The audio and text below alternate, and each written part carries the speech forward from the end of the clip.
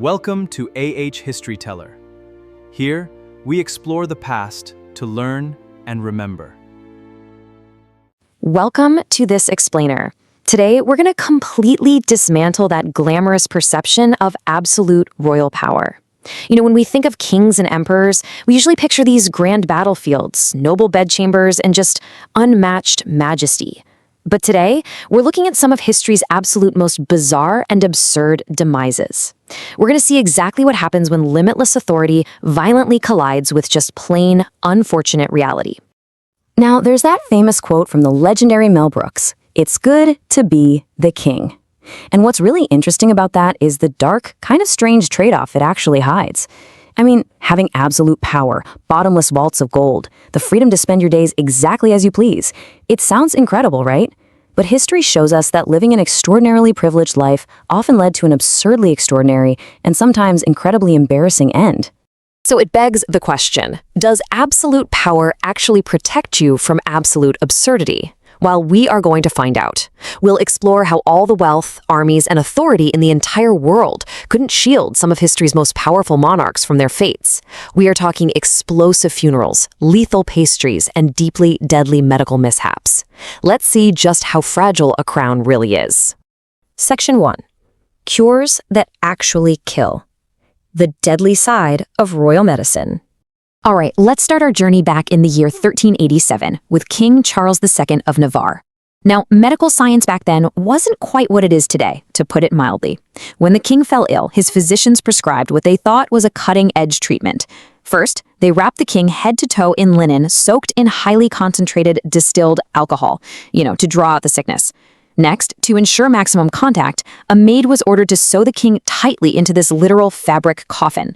And then, instead of using scissors to sever the final thread, the maid used an open flame from a burning candle. Naturally, the linen ignited instantly. The terrified maid fled the room, and the king was burned alive in his own bed. It's a truly horrific reminder to absolutely never mix medieval medicine with open flames. Moving ahead to 210 BCE, we've got Emperor Qin Shi Huang. This guy accomplished massive things. He successfully unified China, laid the groundwork for the Great Wall, and even unified the currency. His famous Plan B for the afterlife was constructing an army of over 8,000 life-size terracotta warriors just to guard his spirit. But his absolute obsession with immortality led him to a deeply ironic Plan A. He simply wanted to never die. So, to achieve this literal immortality, his royal alchemists recommended an elixir mixed with liquid mercury.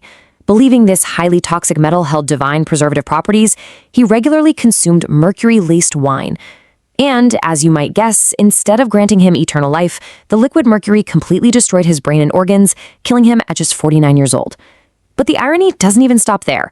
Modern soil testing actually confirms that his massive tomb was lined with rivers of flowing liquid mercury, leaving it way too toxic for archaeologists to safely excavate thousands of years later. Section 2. Freak accidents of fate, when bad luck meets absolute rule. It's honestly fascinating to see how incredibly mundane moments can trigger catastrophic geopolitical downfalls. Taking Alexander I of Greece back in October 1920, he was just 24. Athletic, navigating the fallout of World War I. So day one, he's just walking his German shepherd through his royal estate, and a garden squabble breaks out. His dog was attacked by a vineyard steward's pet Barbary macaw. When the king jumped in to break it up, a second monkey sprang from the trees and bit him deeply on the leg and torso. By day 2, the wounds were cleaned, and the young king insisted he was perfectly fine. But he absolutely wasn't. Sepsis set in rapidly. His terrified doctors debated amputating his infected leg, but they were literally paralyzed by fear. No one wanted to be the guy who cut off the king's leg if he died anyway. Because of this inaction, he died an agonizing death 23 days after the bite. This brilliantly illustrates the sheer butterfly effect of royal mortality. As Winston Churchill so strikingly noted, it is no exaggeration to say that 250,000 persons died of this monkey's bite. He was highlighting the massive political instability and chaos that stemmed from a single bizarre animal encounter in a garden. A monkey bite quite literally reshaped a nation's history. Just incredible. Or consider the fate of William the Conqueror in 1087. Here is a man whose greatest achievement was famously conquering England on the battlefield in 1066. A once fierce, athletic warrior, but by his late 50s, William had grown exceptionally stout. During a siege, his horse just happened to stumble over some burning embers.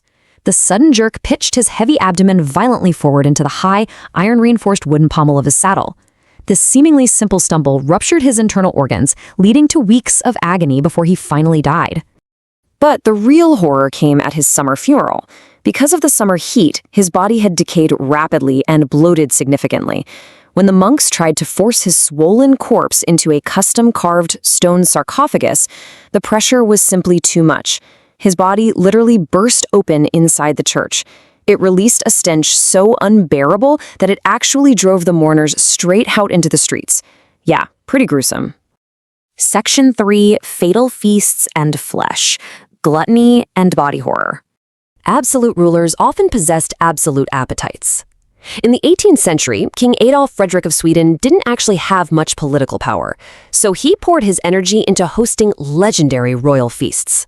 For what he might have considered a modest Fat Tuesday dinner on February 12, 1771, he enjoyed a massive spread. Lobster, caviar, kippers, sauerkraut, smoked herring, and plenty of champagne to wash it all down. But it wasn't the seafood that did him in. No, it was his choice of dessert that ultimately secured his bizarre historical legacy. 14. He ate 14 full bowls of his absolute favorite Swedish pastry, the semla. Now, these are cardamom-spiced buns filled with almond paste and rich cream, and they're served floating in a bowl of warm milk. Unsurprisingly, his digestive system revolted against the massive overload of fat, dairy, and acid. He suffered catastrophic digestive failure and died that very night, permanently earning him the title of the King Who Ate Himself to Death. Speaking of the body brutally turning against itself, we really have to mention King Herod the Great.